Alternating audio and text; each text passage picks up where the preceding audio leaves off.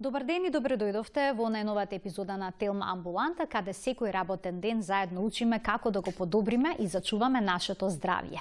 Болестите на простатата се меѓу најчестите здравствени проблеми со кои се соочуваат мажите. Дури 28% од мажите над 40 години и 43% од мажите над 60 години имаат симптоми предизвикани од зголемена простата. За машкото здравје и болестите на простатата денеска зборуваме со доктор Горан Јович, хирург-уролог од Жан Митрев клиник. Добре ни дојдовте, докторе. Ви благодарам на поканата. Според податоците на Светската здравствена организација, 7 од 10 мажи не знаат каде се наоѓа простатата, ниту која е незината функција. Да, точно. Па еве на самиот почеток да разјасниме едно широко прифатено убедување кое што е поврзано со простатата, кое што гласи: простатата е орган кој што е одговорен за сексуалната моќ или немоќ на мажот. Точно ли е ова? Па не, да кажеме дека не е точно, затоа што потенцијата е поврзана со, и либидото е поврзана со други работи. Конкретно, сега кога веќе почнавме да видиме анатомски простатната жлезда, каде се наоѓа и која е нејзината функција. Тоа е машка полова жлезда, која се наоѓа во малата карлица, под мочниот меур, така да гледачите може да го замислат мочниот меур како еден резервоар, балон кој има изводен мочен канал, а простатната жлезда се наоѓа околу тој изводен мочен канал. Која е нејзина задача? Жлезда лачи течност, простата, сок од простата. Имаше и книга една од наш македонски писател, Сок од простата. Фактички тој е медиум, простатата извачува медиум во кој живеат и престојуваат спермиумите, кои се ствараат во тестисите, па потоа заедно со сокот од простата, течноста од простатата, тоа е фактички оној ејакулат. Значи, тоа е средина во која живеат сперматозоидите. Така. Да. Колкава е големината на оваа жлеза на простатата кај децата, кога таа почнува да расте и на која возраст се постигнува незината конечна големина? Па видите, простатата веќе кај нели имаме уште од самото раѓање, само е тоа многу мала жлездичка, бидејќи практично во оној препубертет немаме никакво значење, немаме лачење и така. Така да, она отприлика да кажеме, ајде да споредиме со некој зрнограф или така нешто, па оди до големина на костен, кај возрасен маж. И практично кога ќе ја поврземе ние со прегледот, дигиторекталниот преглед, кога ја опишуваме, уролозите кога ја опишуваат простатата, секогаш ја споредуваме костен, орев, зелен орев, мандарина. Значи, толку може да се разликува незината големина, толку може да порасте, дури како портокал. Да, такво ни објаснувањето во нашиот медицински извештај, кога ќе ја пипнеме простатата, во извештајот гласи простата ограничена од околина, мазна или нерамна, со чворови, без чворови, во споредба на големина на костен, зелен орев, мандарина. Точно ли дека со текот на годините всушност се јавуваат проблемите со простатата, таа почнува да расте? Да, точно е тоа, затоа и одлични ви беа овие бројки кои ги спомнавте на почеток на емисијата. Практично мислам дека ова неминовно, не може ни еден маж да го избегне ова целото, но затоа и целта на овие емисии, целта и на посветување ова внимание на болестите околу простатата, да се запази и да се ублажат симптомите или да се прати нејзиното зголемување, да се прати изменетоста на клетките кои може да се случат во самата простатна жлезда. Така да се надоврземе сега на ова целото, затоа си овие сите првични прегледи кај луѓето почнувајќи од нивната 40-45 година па така, и кога сме веќе кај превентивните прегледи, да го погледнеме телопод број 6. Уште една вистина или заблуда во однос на возраста кога треба да почнат овие прегледи. По 50-та година се препорачуваат годишни превентивни прегледи на простатата. По 50-та година или пак можеби тоа треба да се направи и порано? Имавме граница, да кажеме, порано беше границата дури и после 60-та година, но оваа граница сега ја поместивме согледувајќи процентуално од пациентите кои ни доаѓаат и така да сега оваа граница би можела да се помести негде на 45-та година во животот ке нашите. Многу мажи кога ќе почувствуваат некои симптоми кои што упатуваат на проблеми со простатата, чувствуваат страв. Дали е точно дека на лекар најчесто се јавуваат дури кога ќе имаат проблеми со мокрењето, со уринирањето? Па да ви кажам, дури ни тогаш не се јавуваат. Се јавуваат обично кога веќе ќе почувствуваат болка. Нажалост, се уште нашите пациенти кога веќе ќе дојде она последното болот, неминовноста да се јават на лекар, тогаш се јавуваат на лекар. Симптомите за простатата во почеток се неприметни. Тоа е она најлошото кога луѓето се навикнуваат да живеат со тие симптоми. Повеќето сметат и дека се дел од старењето. Да, точно. Тоа е нормално, нели, така, ќе ги истрпам и така. Очекувано така, но би требало секој и од гледачите и денеска да се запрашаат и да споредат како било мокрењето кога они имале 15 или 20 години во животот и како им е мокрењето сега на 60 години. Одма секој, буквално секој ќе каже да, не е исто како тогаш, можда е поспоро, значи тоа е оној прв симптом, намалување на млазот, на протокот. Да. Тоа е, буквално да го објасниме сликовито, фитона цевката, изводната цевка се намалува, бидејќи простатата се наоѓа околу изводниот мочен канал. Врши притисок, се затвора, да. И сега нормално низ водоводна цевка, низ цевка, кога е со помало диаметар, да, точно, тогаш е протокот помал. Да. Треба поголем притисок, повеќе работа на мочниот меур, за да ја исфрли целата течност. Веќе следува со тоа чувство на недоиспразнетост кај пациентите. Да кажеме, оди во тоалет, се празни и после 15 минути повторно чувствува нагон за мокрење.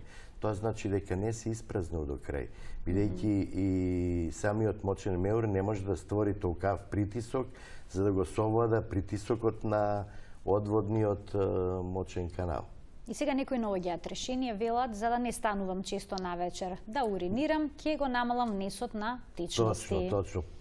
Прво е тоа, затоа што они почнуваат да станува еднаш во текот на ноќта. Ајде да кажеме подносливо, па 2 пати, 3 пати, на крај се практично не наспани, се будат изморени, затоа што веќе неколку пати биле во тоалет, па има чувство на недоиспразнетост, па повторно мора да оди.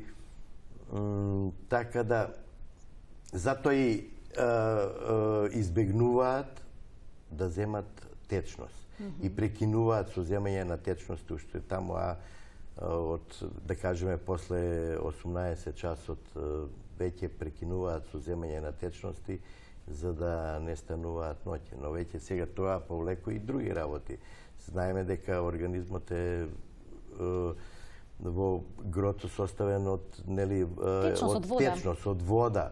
И таа вода и промената на течност е потребна на организмот, така да еден нормален човек е нормално и треба да во тек на 24 часа внесе 2 литра вода или течност во него. Така. Да им дадеме, докторе, можност и на гледачите да се вклучат во програма, доколку имаат прашање кое што е поврзано со денешната тема. Јавите се на добро познатиот телефонски број 3076 677.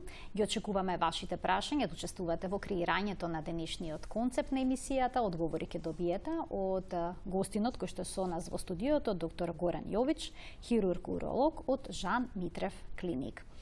Докторе, кои се опасностите од заостанувањето на урина во мочниот меур? Бидејќи веќе споменавте, не може да се испразни мочниот меур до крај.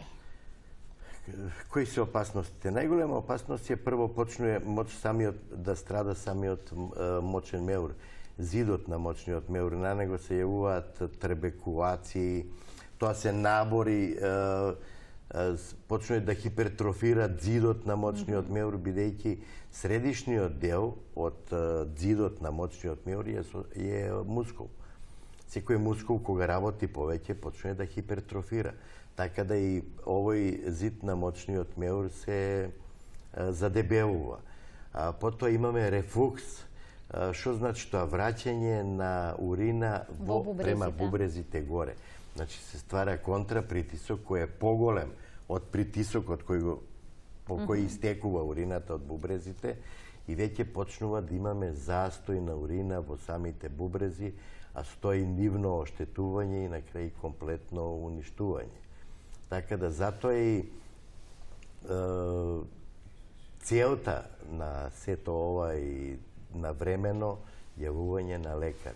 Да не се игнорираат симптомите, да уште на првичните симптоми се јават на преглед. Иако некои се обидуваат проблемот да го решат со чаеви, има најразлични комбинации од чаеви кои што се убедени дека може да им помогне. Точно, да, мислам, пазите, значи немаме ние ништо против чаевите и така, но тоа може само да биде дополнително во терапијата за некои од болестите на простата. А не основна терапија. Да, а не основна терапија. Бидејќи, да, може да се да делуваат благопријатно на простатата, да се ослободи, да кажеме, малку онаа тензија при уринирањето и така, но сигурно дека нема да го излекуваат и не може да се излекуваат со ова. Доктор Јович, имаме гледачи на линија кои што очекуваат да се вклучат во програма. Добар ден. Добар ден. Повелете. Добар ден. Едно прашање за докторот. Да. Повелете. Имаме 58 години. Добро. Па негде во текот на пиењето на ноќта одам најмалку 2 до 3 пати на мокрење. Така. Дали е потребно одење на уролог или што ќе ми одговори? Така, во една ваква ситуација каков совет ќе добиете? Ви благодарам за вклучувањето во програма. Да, сигурно е дека потребно пациентот да се јави на преглед. Не мора ова да значи дека имаме зголемување на простатата.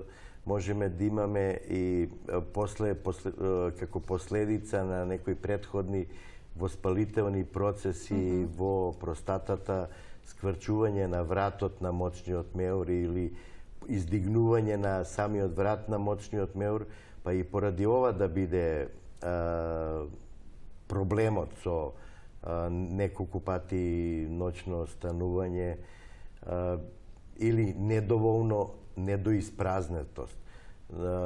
Може да биде да се работи за некоја, да кажеме, уринарна инфекција или така, али затоа е потребно да пациентот обавезно се јави на преглед. Така. Ајде да ги слушнеме прашањата и на следните гледачи кои што очекуваат да се вклучат во емисија. Добар ден. Ало, добар ден. По програма сте, повелете. Јас слушам цело време. Така. Што кажуваше докторот, ми тоа Јанар, така. Ја ви треба да се јаво, да. Се извинувам, не можеме добро да ве слушнеме. Не ве слушнавме. Не ве разбрав. Сум ја на линија. Да, вие сте секако, вие сте на линија, ве слушаме. Кој е вашето прашање? Моето прашање, поздрав прво на телевизија, што ова емисија да се гледа уживо со докторот. И сакам участвам с докторот, како објасни, оти се слушам од почеток, ме Меѓутоа, ја, за мене сега сакам да кажам, простатата е влечам скоро 10 години. Меѓутоа, си зимам некои ампули, танус и во Авангард. Да, во ред. Едно сабале, едно вечер. Со тоа, мислам, е регулирано, колку е регулирано, станувам на мокрење 2 пати до 3, зависи течност како употребувам, што рече докторот.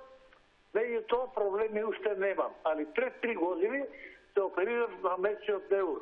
У 8 септембар, доктор Анте Стефанов се оперираше и многу добро се заврши. До сега, фала Богу, а овие доктори на оваа медицина, моментално не осеќам тегоби, него не знам дали идам пак да се контролирам за оваа простата или пак Така. Ви благодарам за вклучувањето, се чувствувате добро во моментов, но дали треба да направат дополнителни испитувања, некои прегледи и контроли? Значи, ние практикуваме и кај пациентите кои се оперирани, кои, да кажеме, добро се чувствуваат постоперативно и така, обавезно правиме редовна контрола на секои 6 месеци. Затоа што пациентот спомна дека е опериран ниска навод, значи преку уретрата, тоа е трансуретрална ресекција на простатата, кај која простатната жлезда никогаш не се вади во целост. И секогаш имаме заостаток на простатно жлездено ткиво, кое понатаму во животот пак може повторно да хипертрофира, да се зголеми и да ги повтори симптомите.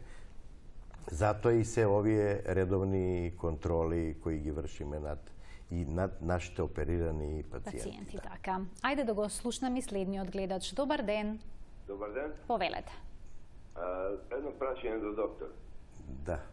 Секако повелете. Како мал сум имал мокрење, па порасна, па одимав деца. И пак истиот проблем во возрастни години, па сега како мал немам. Зборувам за синот. Зашто се извинувам за? Не Докторот ќе ме разбере. Како мал јас имам мокрење. Ноќно мокрење, Со разни така? чаеви и други свети работи не можеш да се сопре. Ни со опијати. Ноќно мокрење, така? Во Да, текот на ни со ноќта. опијати. Така. Потоа, кога одим во семејство, од мали нозе децата нема мокри. Од потоа пак добив мокри на другото поколение. На првото поколение, ме разбира докторот што сакам да кажам. Така, добро. На второто и третото дете не зборам, него на прво. Пак му се појави во возрастни години да мокри. Што е тоа, докторе? Дали има некој линч внатре во нашите тела? Тоа сакам да ми го одговориш, дали е тоа стварно дека има линчување во нашите тела? Веројатно, дали е генетски предиспонирано е прашањето, претпоставувам. Ви благодарам за вклучувањето. Значи да, во секој случај овде и генетиката има улога, но поврзаноста сега кај пациентите, да кажеме, со ноќно мокрење, не треба и сигурно дека не би требало да ја поврзуваме само со простатната жлезда.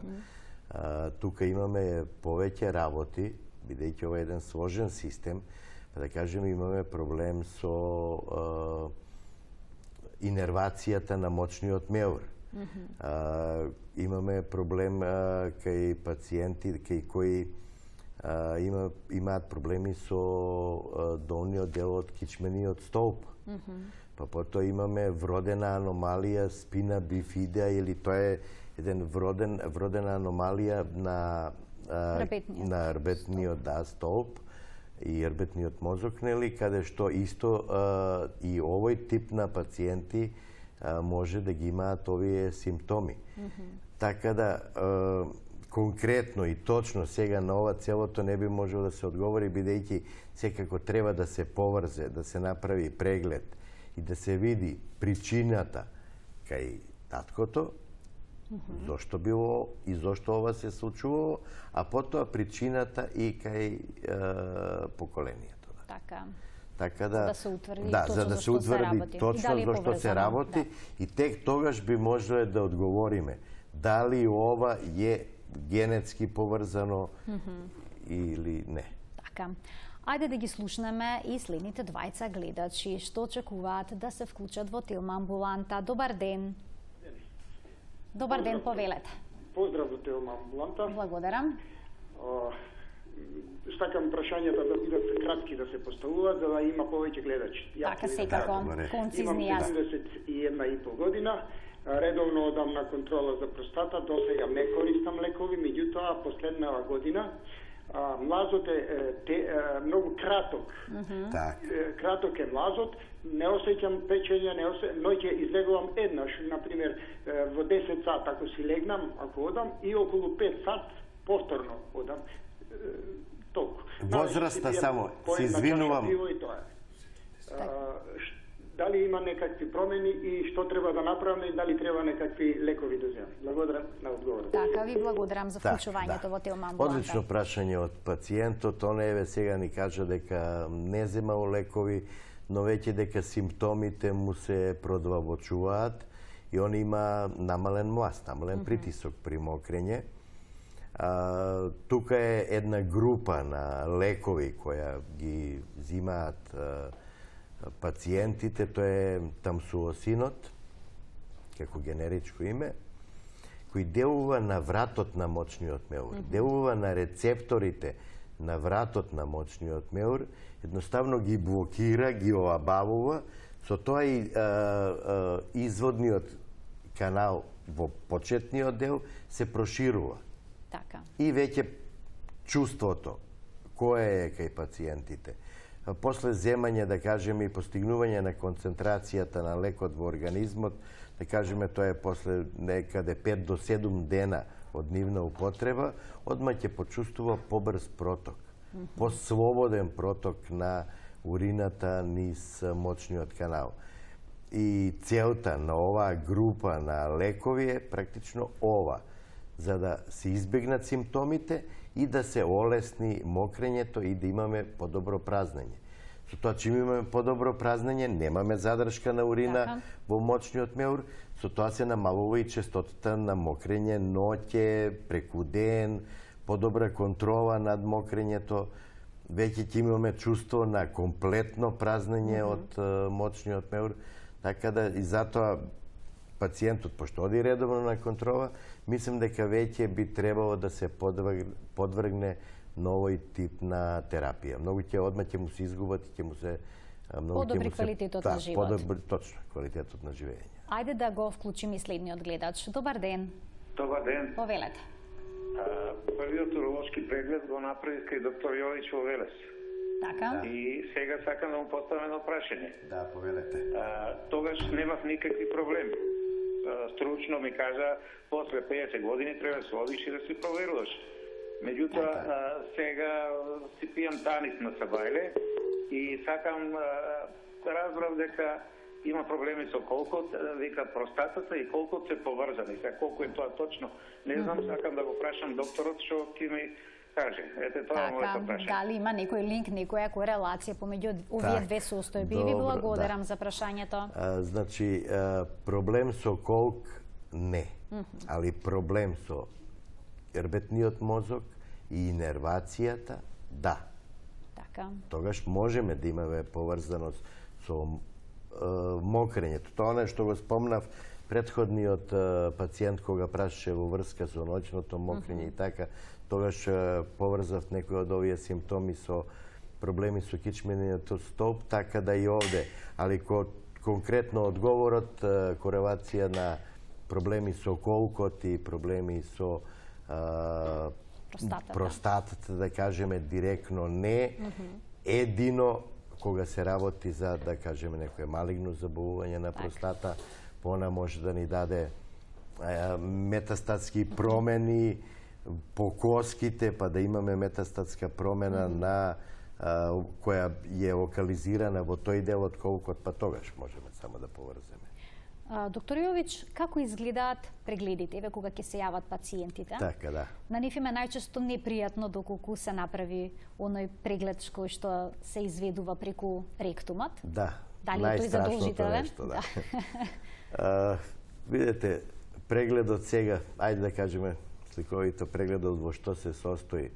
Доаѓа пациентот, нормално еден разговор предходи со пациентот, тоа е анамнеза, да извлечеме што повеќе податоци можеме од пациентот, потоа следи дигиторекталниот преглед.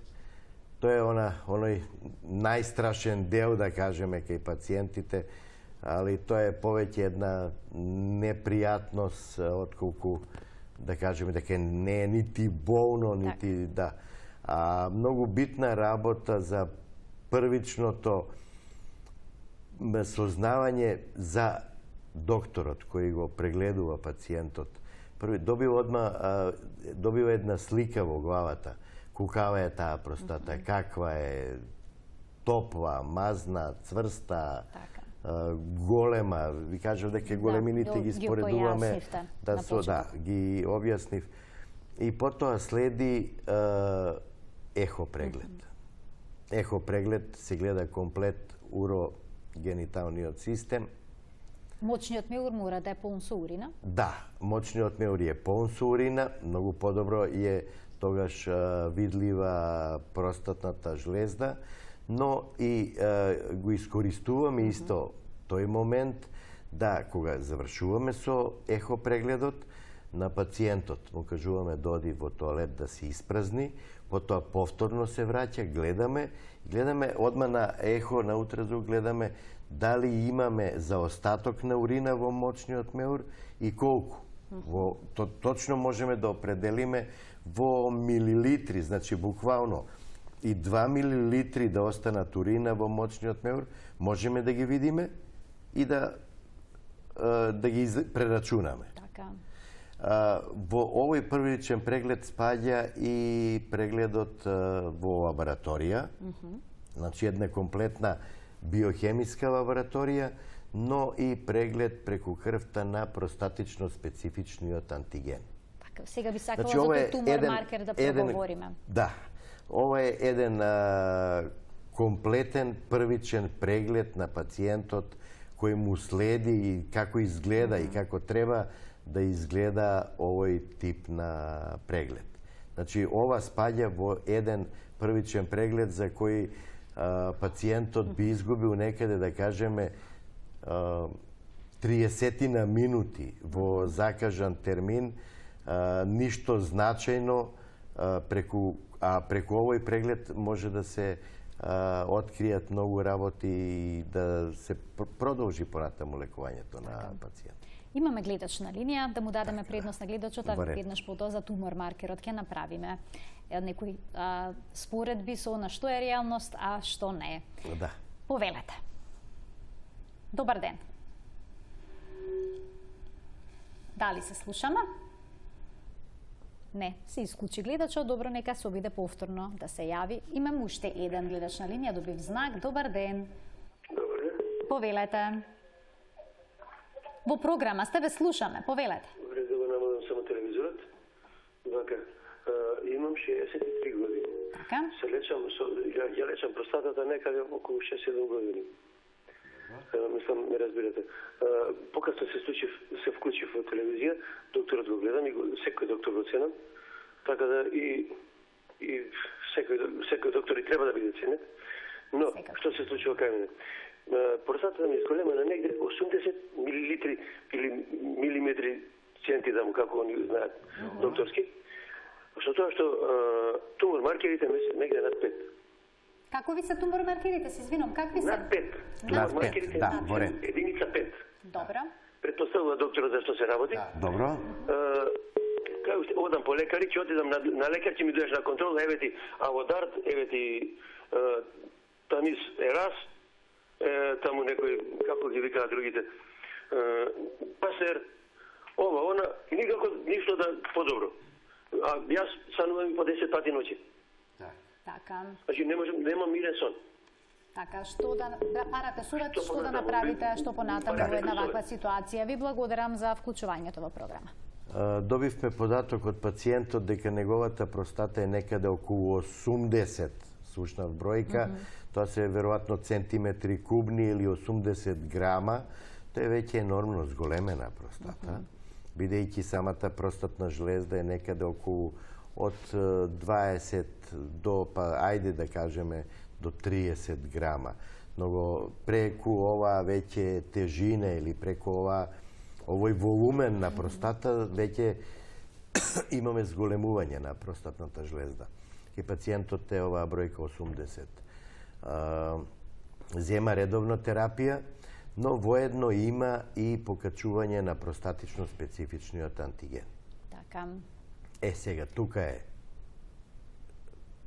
патока, да кажеме, раскрсницата кај пациентот. Дали ние треба да одлучиме да се направи прво биопсија на простатната жлезда, да се види точно нејзиниот состав патохистолошки наод да имаме пред нас и потоа да одлучиме за типот на оперативно лекување кај пациентот. Докторе, тука ќе направиме една кратка пауза со блок реклами, а веднаш потоа се враќаме во Телма амбуланта.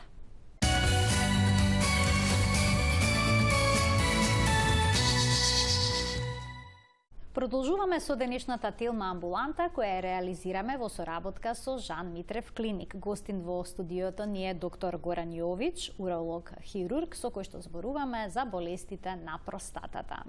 Докторе, веќе пред малку споменавте за покачените тумор маркери, ПСА, кои што се поврзани со простатата. Дали благо покачен тумор маркер веднаш е индикатор за канцерогено заболување на оваа жлезда?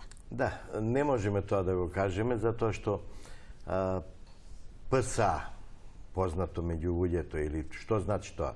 Тоа е простатично специфичен антиген. И ова е неспецифичен туморски маркер.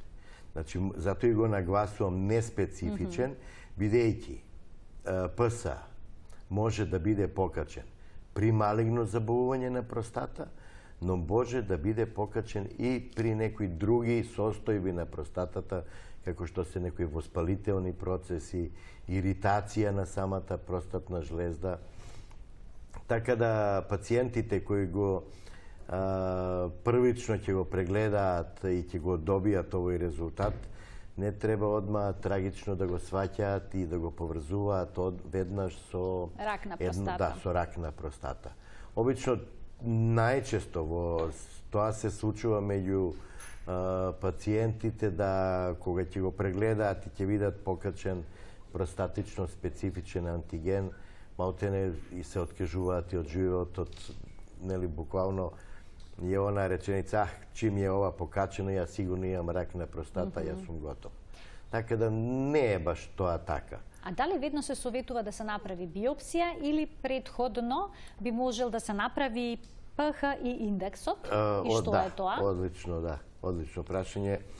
Видете, предходно го немавме овој PHI индекс или индекс кој ни покажува фактички. Тоа е докторот и пациентот стојат на една раскрсница во размислување дали да се прави биопсија на простата или да не се прави биопсијата на простата.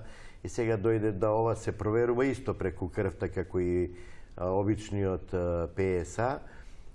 И ПХИ индексот ни, тоа е една математичка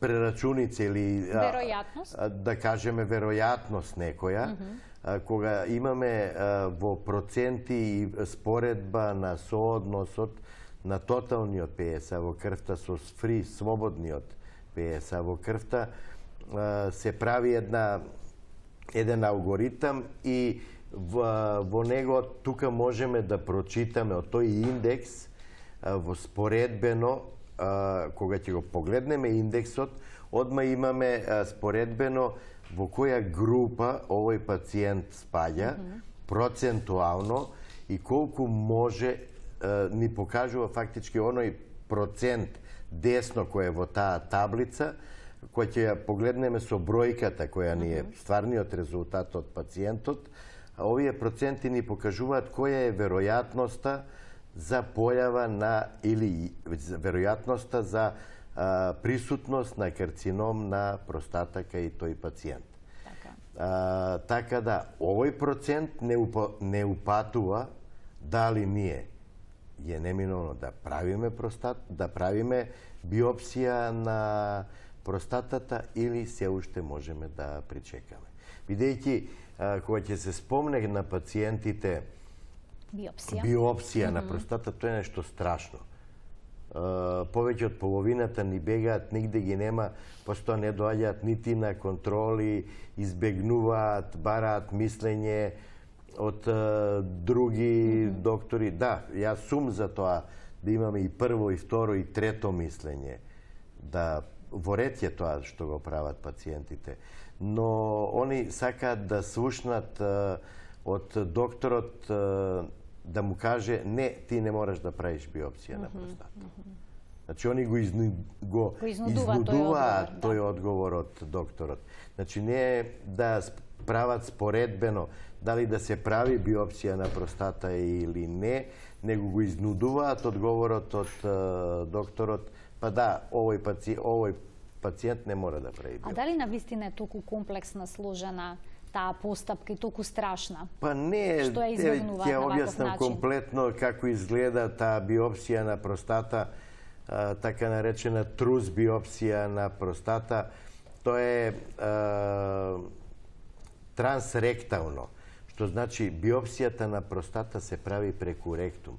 Пациентот е во бочна положба, ние имаме на нашиот ехоапарат ректална сонда со која влегуваме во ректумот. Предходно пациентот не е адекватно припремен, од предходниот ден прочистен, за да ректумот биде чист.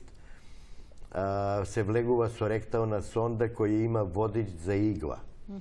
Ние на екранот од ехоапаратот, буквално на целиот екран ја гледаме само простатната жлезда. Точно ги гледаме сите сумнителни полиња во простатата, али изимаме ткиво по редослед. Бидејќи простатата е составена од два лобуса, лево и десно, па зимаме ткиво по редослед. Две парчиња, две боцкања од базата на простатата лево, па од средина, па од апексот, од врвот на простатата. Истото тоа е и од десната страна, значи буквално има 12 убода. Од 12 места се зема ткиво. Секој ќе се запраша колку ова боли. Па да кажеме, локална анестезија има, може пациентот да почувствува боцкање од игла. Толку е болката, не е кој знае колку страшно.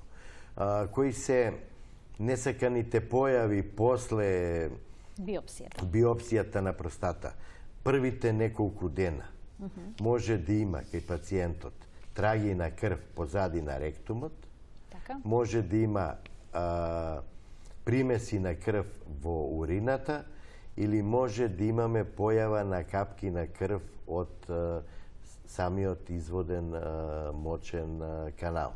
Али тоа е во првите ден, 2 до 3 кај пациентите.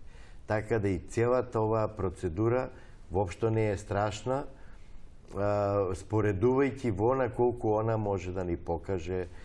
Така, понекогаш и неизвестноста е, ми се чини пострашна, отколку да се направи една ваква постапка и да се знае со сигурност зашто се работи, бидејќи вака се поставува точна диагноза. Затоа и добро ова да го слушнат и конкретно лекување по тоа се спроведува.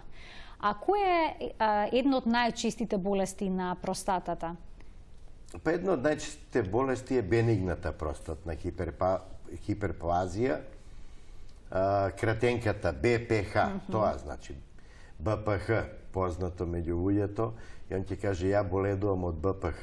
Тоа е бенигна простатна хиперплазија, тоа значи бенигно зголемување на простатната жлезда, со тоа намалување на изводниот, на протокот на диаметарот на изводниот мочен канал, и кога она енормно ќе се зголеми, доаѓа до комплетно прекин на мокрење, практично да пациентот веќе имаме апсолутна индикација за поставување на уринарен катетер, а потоа и на решавање на овој тип на болест. Така, ајде две дилеми поврзани со оваа болест да разрешиме, да го погледнеме третиот телоп, кој што гласи: хипертрофијата на простатата може да се намали или забави со адекватен внес на минералот цинк. Навистина ли може со внес на цинк да се реши еден ваков сложен проблем? Па видите, треба да се внесува цинкот, но да ја излечи простатната жлезда, да излечи бенигната простатна хиперплазија, сигурно дека не. Да, он како пус, како суплемент, да кажеме, во основната терапија, да, потполно се сложувам како за што тоа. пред малку ги споминавме чаевите. Како истото, да, но да биде првичен лек за лекување на простатата, сигурно дека не. Ајде сега и следниот телоп да го погледнеме, број 4. Потребни се најмалку 6 месеци за да се почувствува подобрување кај ова болест со основната терапија за која што зборувавте. Дали навистина е потребно навистина волку време за првичните подобрувања да ги почувствуваат пациентите? Па видите, за првичните, ја спомнав уште на почеток кога еден гледач ми постави прашање со зимање на тамсуосинот како лек. Првичните подобрувања пациентот ги чувствува веќе кога ќе се постигне концентрацијата на тој лек во организмот, а тоа е, да кажеме, 5 до 7 дена од почетокот на негово земање. Другата група на лекарства, која добро е сега да ги спомнувам, тоа се дутастеридите, кои делуваат на преминувањето и прекин на преминувањето на тестостерон во дихидротестостерон, кој влегува во внатрешноста на простатата и кој е главен кривец за хиперплазијата на простатата. Оваа група на лекови го прекинуваат овој ланец, со што го задржуваат нивото на тестостерон во организмот на едно нормално ниво, а немаме преминување, го кинат ланецот преку еден ензим 5-алфа редуктаза, го кинат тој ланец и тестостеронот не се претвора во дихидротестостерон, кој е главен кривец за хиперплазијата на простатата.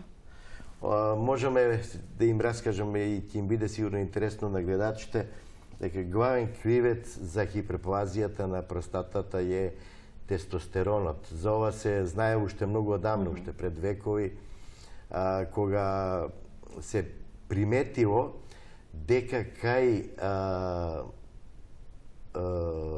кастрираните луѓе, тоа биле чуварите во турските хареми, сите биле кастрирани и таа група на луѓе не заболувале од простата.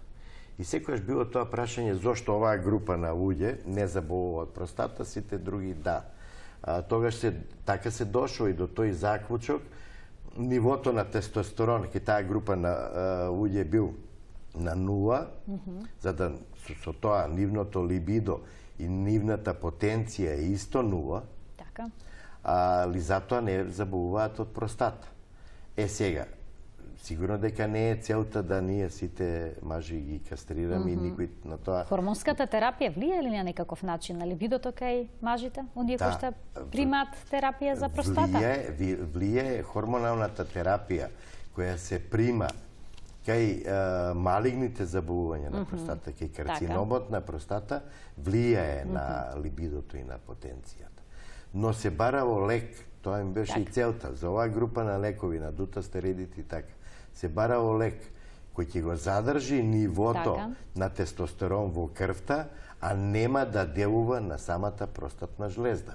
Така да и се дошло од целото ова и од овој заклучок, од претходно она што го кажав, со кастрацијата, таа група одредена на луѓе кои не заболувале од простата, од таму е дојдено до тоа да и се бара лек кој нивото на тестостерон, либидото и потенцијата и се тоа кое зависи од овој хормон се задржат на едно ниво, а да простатната жлезда не продолжи да се зголемува, но дури и обратно почнува да се намалува, бидејќи она атрофира. Одлично појаснување, доктор Јович. Ви благодарам за вашето денешно гостување во Телма амбуланта. Навистина интересно издание. Не стигнавме да проговориме за хируршката интервенција, кога е неопходна, на каков начин се изведува, но се надевам дека повторно ќе бидете наш гостин. Се надевам, да. Ето, ќе имаме уште едно продолжение на денешната тема. Се гледаме повторно. Да. Така. Почитувани, ви благодарам што не следевте денеска со внимание. Емисијата беше во соработка со Жан Митрев Клиник. До гледање.